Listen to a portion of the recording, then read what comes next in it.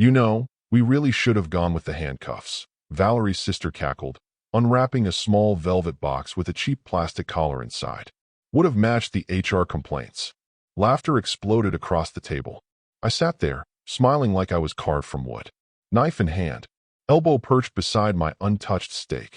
Every person in that dim-lit bistro had once called me a friend, or at least respected me enough to fake it. Now they were wheezing through laughter like I was a sitcom rerun. Because of her. It was supposed to be a quiet retirement dinner. After 26 years in logistics, I'd been encouraged to take early retirement following anonymous tips about unprofessional conduct.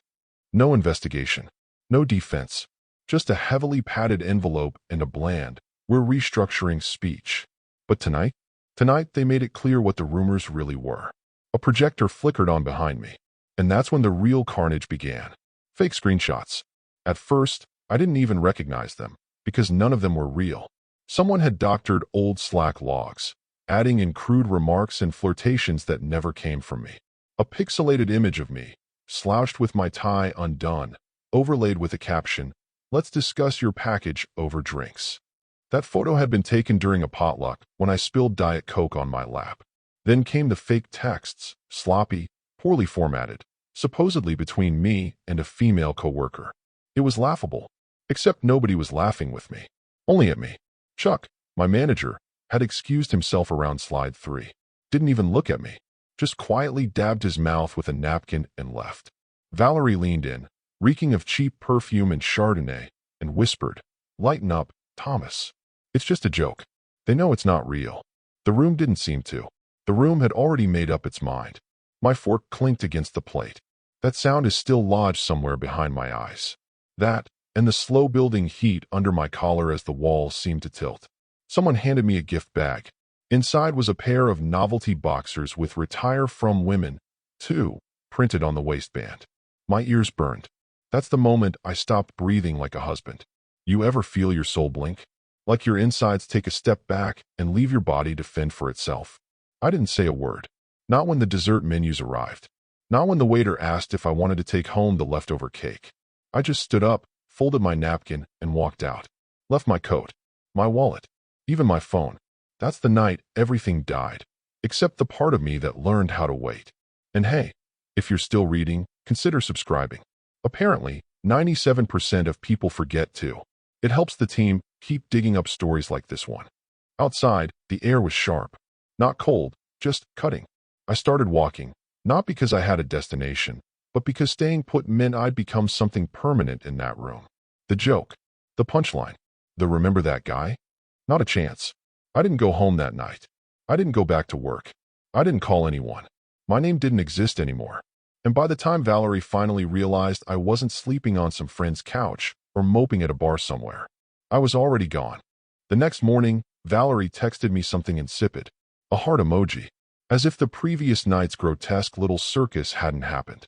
As if it wasn't her cackling sisters who loaded the PowerPoint with Photoshop and poison, and her who gave the green light. No apology. No explanation.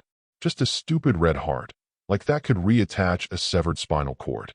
I stared at the message exactly once before placing the phone face down on the motel nightstand. I'd been there since 2 a.m. I didn't cry. I didn't rage. I didn't drink. I just sat on the edge of the bed, staring at the coffee machine that blinked like a heart monitor. I'd never understood how quietly revenge starts. Not with fury, but with silence. A heavy, deliberate stillness. By 9 a.m., my phone was powered off and slid under the vending machine in the motel hallway. By 10 a.m., I was standing inside a sterile credit union, closing our joint account. I didn't even take it all. I left $11,248. The exact amount Valerie had spent on a girl's trip to Miami last spring. I kept the rest. My parting gift. The safe deposit box. Emptied. The storage unit. Swept clean. Every bill on autopay was canceled. My name removed from the mortgage. I signed the house over to her, slid the notarized forms into a priority envelope, and dropped it into a USPS bin outside a gas station. No letter. No sticky note. Just the cold legality of a man quietly divorcing his identity. I bought a burner phone with cash. 1 backpack, 2 changes of clothes, and the black watch my father left me. That was it. I disappeared so quietly, It scared even me. Not out of shame, out of precision. Valerie's family assumed I was sulking in a hotel somewhere, nursing bruised ego, maybe watching bad daytime TV, eating takeout straight from the carton, imagining some grand emotional comeback where I'd yell at them in a crowded room and storm out. But see, that kind of performance? That would mean I still cared. I didn't. I calculated. In truth, I had no intention of coming back, not as the man they recognized. I wasn't just walking away from a house, a marriage, or a job. I was erasing a version of myself that allowed them access. A version that thought loyalty meant swallowing disrespect. The last thing I did before leaving the state was change my name. Legally. First name, Thomas. Last name, Halden. My mother's maiden name. Barely remembered at family funerals. It felt like wearing someone else's skin, and I liked how it itched. I booked a long-distance Greyhound under the new name. Sat in the back corner, hood up, headphones in, volume off. Just the rhythm of tires and the rustle of strangers avoiding eye contact. What followed wasn't glamorous. I lived in 2 motels, 1 basement, and a converted tool shed with no plumbing. I scrubbed toilets, washed cars, worked under-the-table shifts hauling crates for a seafood warehouse at 3 a.m. And I did it all while listening, really listening, to people who'd never been invited to PowerPoint humiliation dinners.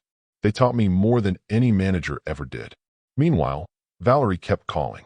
The calls came to the phone I'd left under the vending machine. Must have rung for weeks before the battery died.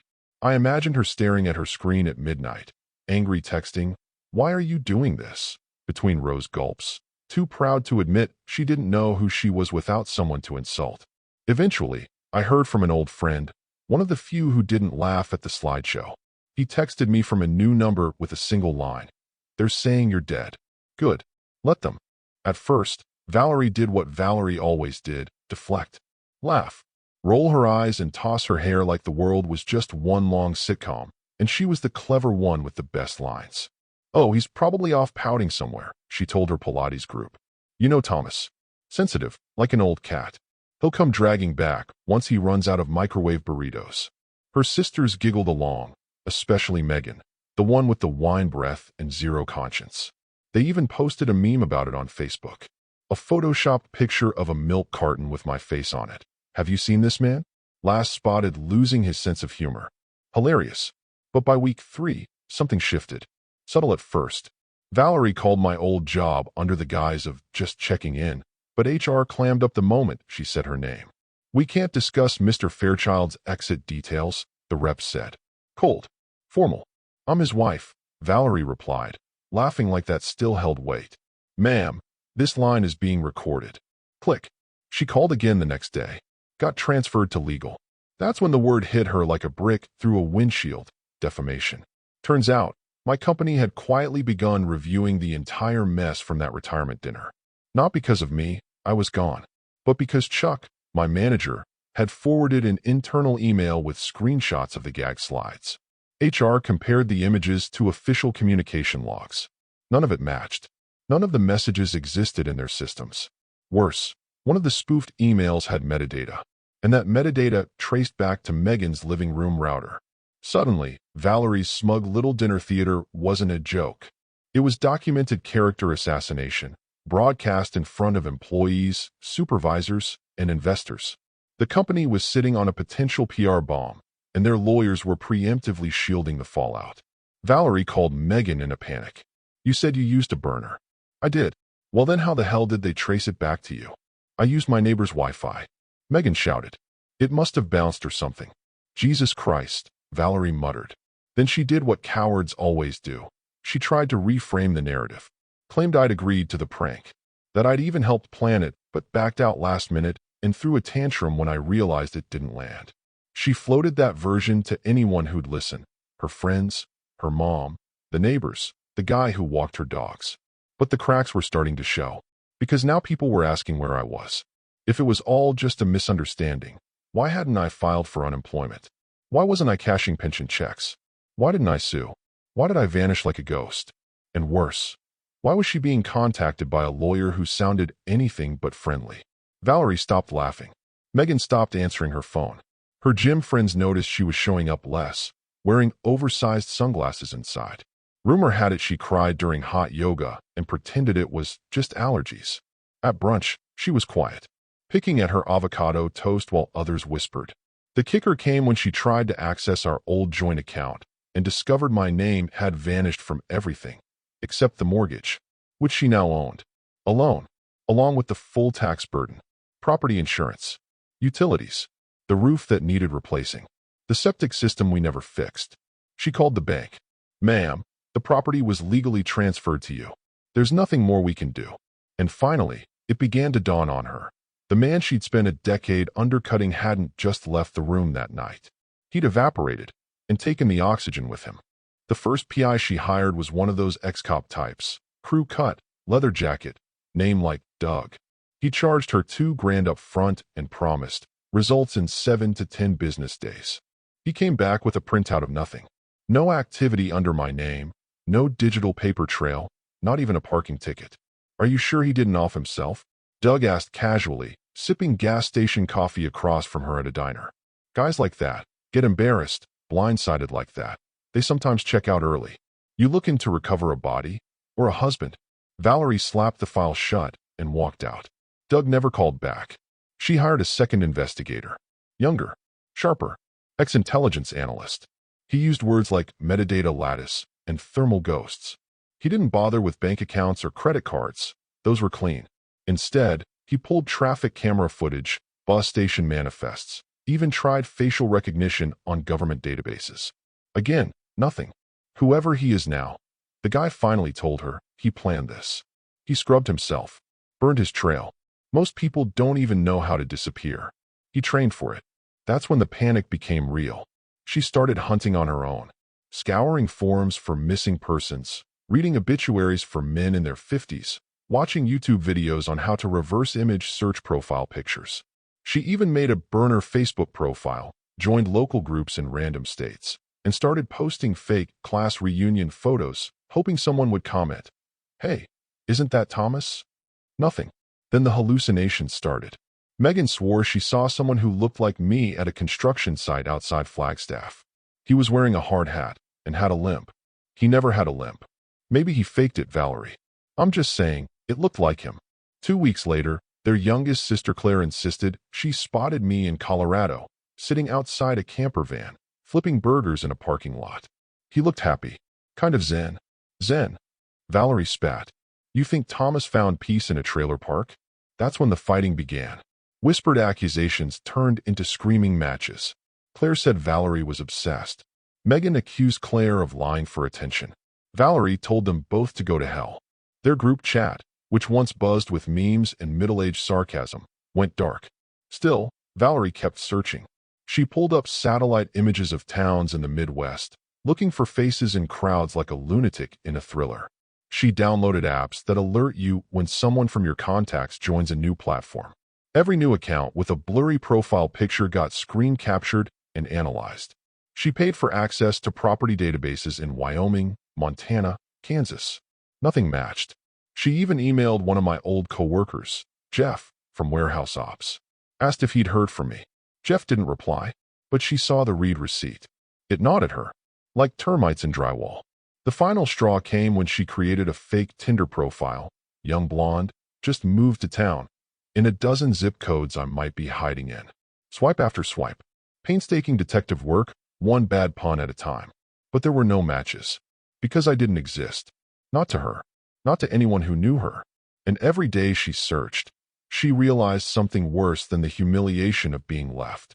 She'd become irrelevant to the one person who used to orbit her world. That's when she stopped searching for me and started praying I'd show up. That I'd need something. A signature.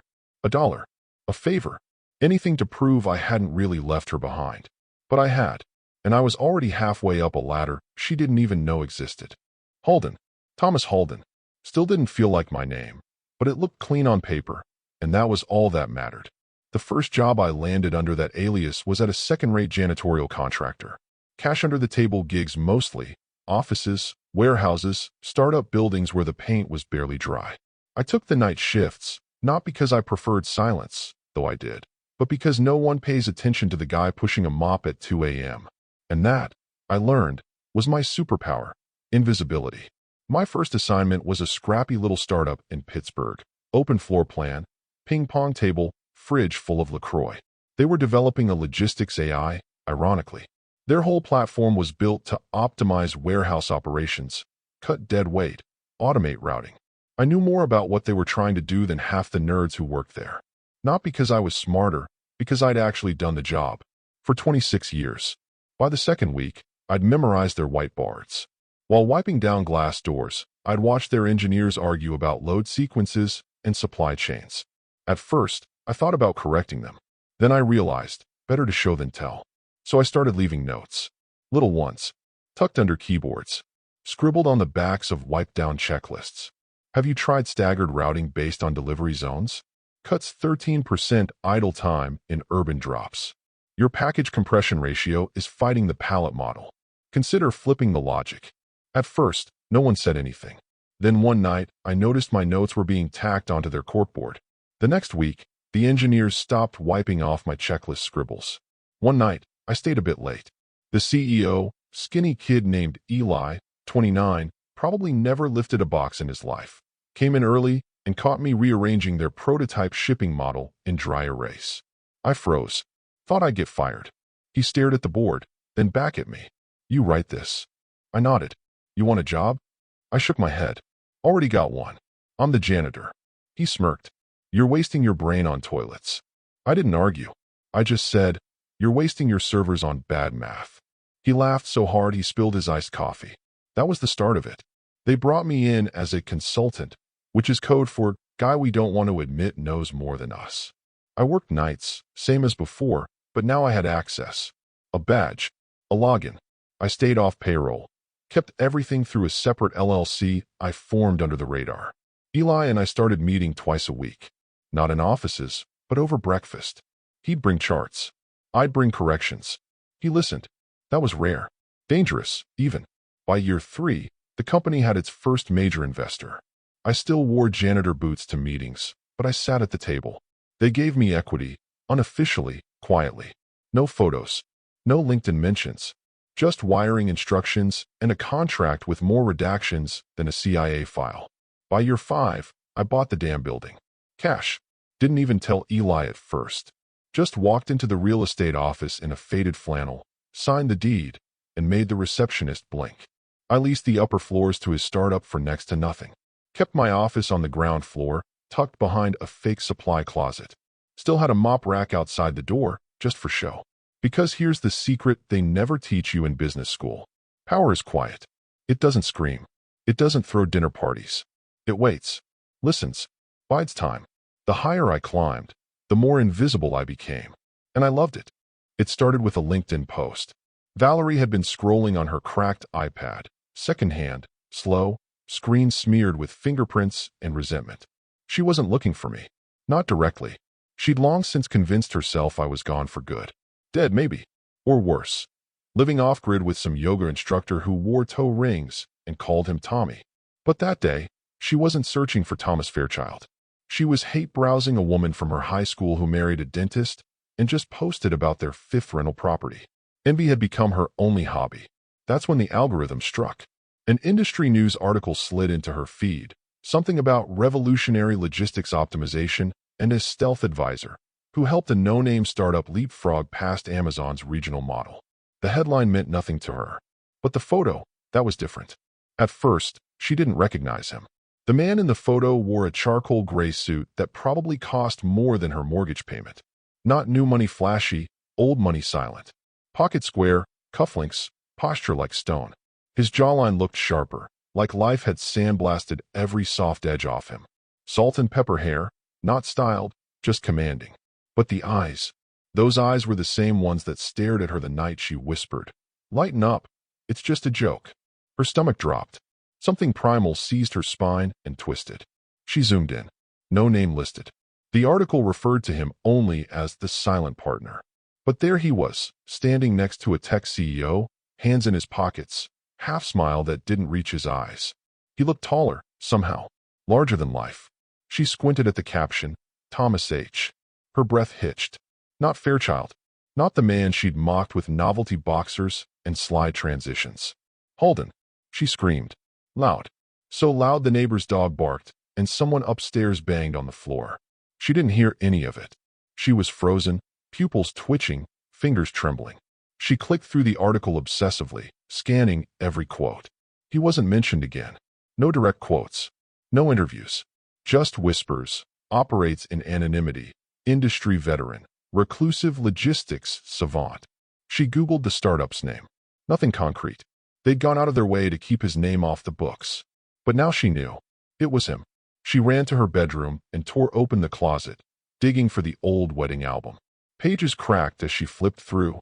There, a photo of him in a rental tuxedo, smiling nervously. Not the man from the article. Not even close.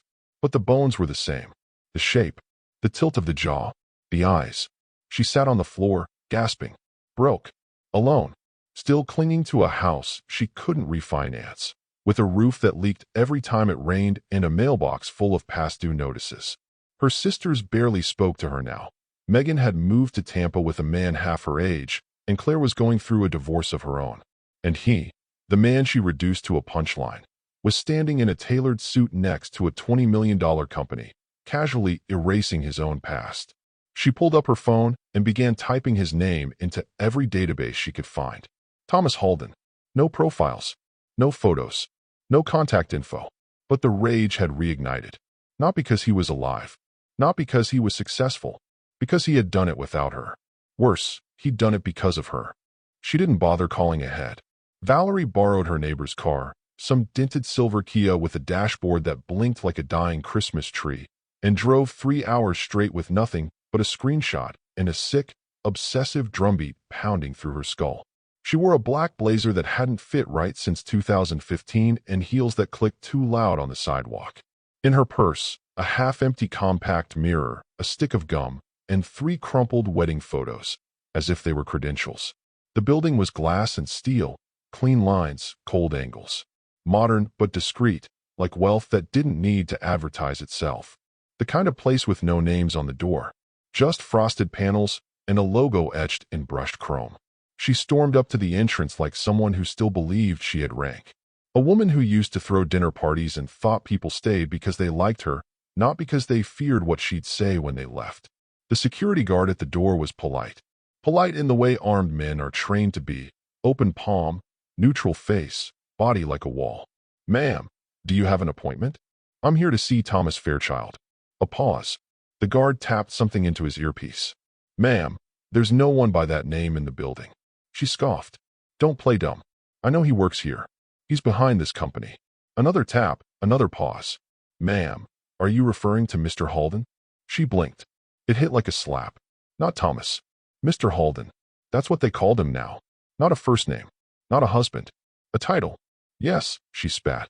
"Mr. Halden. I'm his wife." The guard's eyebrows didn't move. "Do you have ID?" She fumbled. Opened her phone. Swiped through photo after photo. Thanksgivings, anniversaries, smiling faces now curdled with context. She turned the screen toward him. "That's us. We were married for 12 years. He's not who he pretends to be. I just need 5 minutes." "I'm sorry, ma'am. He doesn't meet walk-ins." "I'm not a walk-in," she snapped. "I'm his goddamn wife." The receptionist inside the glass lobby rose from her desk. Young, composed, perfectly tailored business wear, lips pressed into a polite knot. Valerie turned her fire on her instead, marched up to the glass and tapped hard with her knuckle. "He knows me. I'm not some crazy ex. We built a life together. Tell him Valerie is here. Tell him I want closure." The receptionist leaned slightly to the side, speaking into a phone. Nodded. Listened. Then stood. She walked to the door and opened it just enough to lean out. "He's aware you're here, Ms. S." She paused, voice like ice water. "Formerly Fairchild." Valerie's mouth twitched. "He said he's not available," the receptionist continued. "And if you'd like to send communication, you may do so through his counsel." "Counsel?" Valerie hissed. "Are you serious?" The receptionist's eyes dipped to the photos in Valerie's hand. "You should know," she said slowly. "He doesn't go by Thomas anymore." Valerie's chest tightened. "What?" "He goes by Mr. Halden." And with that, the door clicked shut. Valerie stood outside, gripping her phone like a weapon, face reflected in the mirrored glass. Older, cracked, irrelevant. Behind her, The receptionist turned and disappeared down a corridor of polished marble and muted lights, her heels whispering across carpet too expensive to exist in Valerie's world. She waited another 47 minutes on the sidewalk. He never came down.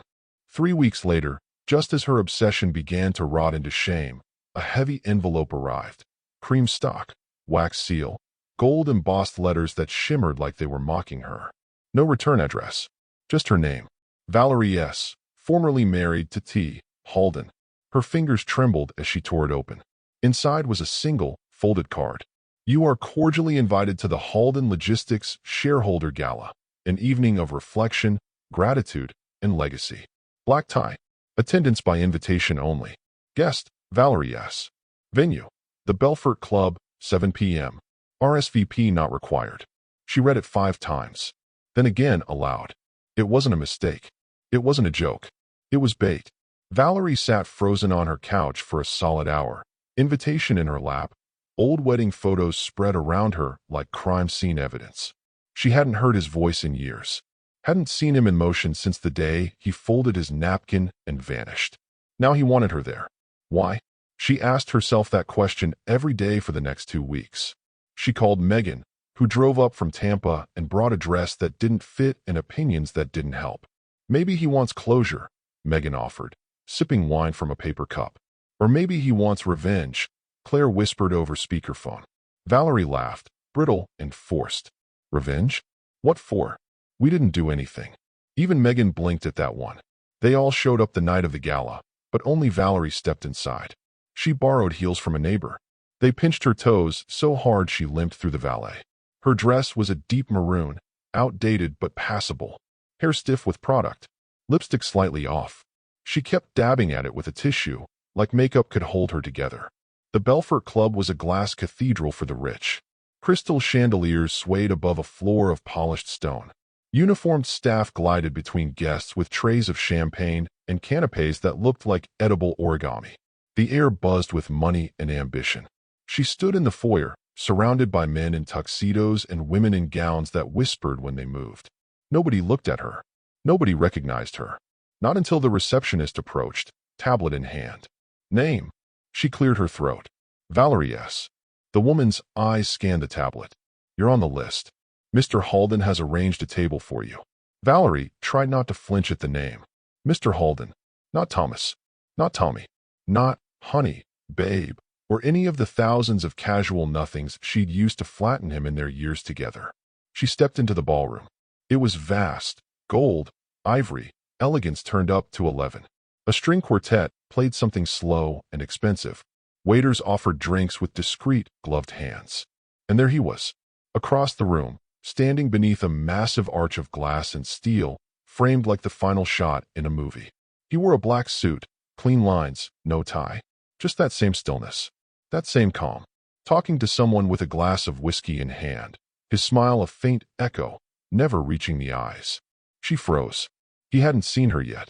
Or maybe he had. Maybe he always saw her before she saw him. She took one breath, shallow and sharp. Megan and Claire texted from the parking lot. You good? She didn't respond. Because for the first time in her life, she didn't know. And then he turned. Saw her. No surprise. No smile. Just a nod. Acknowledgement. A chess master touching a piece he already knew he'd sacrifice. She moved toward him like she was walking into traffic. Slow, disoriented, every nerve unsure if it was supposed to fight or flee. The ballroom seemed to tilt as she crossed it. Faces turning, eyes catching, some polite enough to look away. He stood alone now, swirling the last of his whiskey. No entourage, no arm candy, just presence. The kind of calm that makes powerful people uncomfortable. Thomas, she said, her voice tight, soft. He didn't flinch, just turned slightly, gave her a glance with all the weight of a hammer dropped in a well. It's Halden, he said. She almost laughed, but it caught in her throat. Right. Of course. I had to ask. I had to know. How did you do all this? She gestured with both hands, not to the chandeliers or the tuxedos or the perfect orchestra playing Bach, but to him, the man he'd become. Older, yes, but carved, focused, like whatever pain he carried had been melted down and reforged into something sharp. I mean, she stumbled, after the dinner, The prank, the fallout, all of it. How did you turn it into this? She wasn't smiling now. No sarcasm. No smugness. Just the beginning flickers of something dangerously close to awe. And maybe, regret. He looked at her for a long time. Not cruelly. Not tenderly. Just precisely. You handed me freedom, he said, voice even, like he'd rehearsed it for years. She blinked. What? You think you broke me that night? The truth is, you did me a favor. You burned the last thing holding me back, the need to be liked. The desire to be seen as good. She stepped back slightly, chest rising. It wasn't me, it was a joke. My sister's. You whispered it in my ear. Lighten up, Thomas. You wanted it to land. You wanted the room to laugh. You thought you were the one holding the microphone. He paused. Turns out, you were just pressing record. She swallowed hard. Her hands clutched each other in front of her waist, fingers fidgeting like they were trying to break free from each other. I didn't know it would go that far, she whispered. He smiled. But it wasn't warmth, it was conclusion. That's the thing about public failure. When it happens loud enough and clean enough, it strips away the rest. People stop expecting you to perform. You get quiet. You get focused. You disappear. His voice dropped lower, enough that only she could hear it. And that's when the real work begins. Tears welled in her eyes, sudden and confusing. You were my husband. You never imagined I'd walk out without needing you to see it. That I'd vanish without a scene. No tantrum. No voicemail. Just gone. That's what scared you, Valerie. He leaned in. Public failure is quiet fuel. Her lips parted, a tiny gasp like a bird trapped in the back of her throat. He straightened, looked past her, back to the party, the glasses clinking, the laughter echoing from people who now treated him like a ghost they prayed would haunt with them, not against them. Valerie's mascara had started to crack. She wasn't begging with words yet, but her eyes had already fallen to their knees. Her hand shot out, desperate, fingers clutching at his sleeve like a lifeline that had already been severed. Please, she choked, mascara streaking down her cheeks, voice thin as wet paper. What made you come back? He paused mid-step, didn't turn all the way, just enough for her to see the side of his face, the cut of his jaw, the stillness behind his eyes. Then came two words. No heat, no pride, just precision. Thank you. And then he walked. Past her. Past the photos she once used like weapons. Past the woman who once wrote his obituary in PowerPoint transitions. Into the ballroom. Into the world. As applause erupted behind the tall glass doors. It was as if the air itself had chosen sides. She stood frozen for a second, then crumpled to her knees outside the entrance, heels cracking against the pavement, arms wrapped around herself like something vital had just been ripped away. The valet didn't approach. No one did. She wasn't part of the guest list anymore. She wasn't part of his story anymore. She was the final footnote in a life that had rewritten itself without asking her permission. You know, sometimes the most brutal revenge isn't dramatic or loud. It's peace. It's the cold, clean silence of someone who no longer needs your permission to move on. And maybe that's the real justice here. Not that he rose, but that he didn't have to explain why.